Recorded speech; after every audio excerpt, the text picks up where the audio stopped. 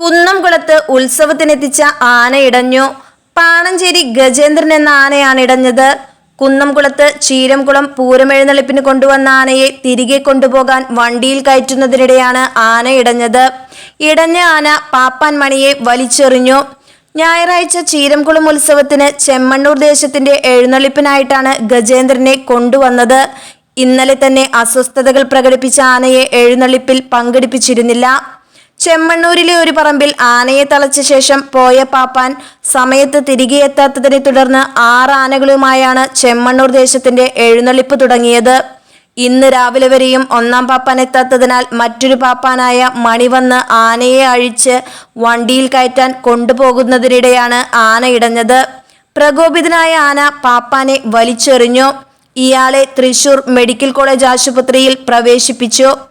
തലയ്ക്ക് സാരമായി പരിക്കേറ്റ പാപ്പാന്റെ നില ഗുരുതരമാണ്.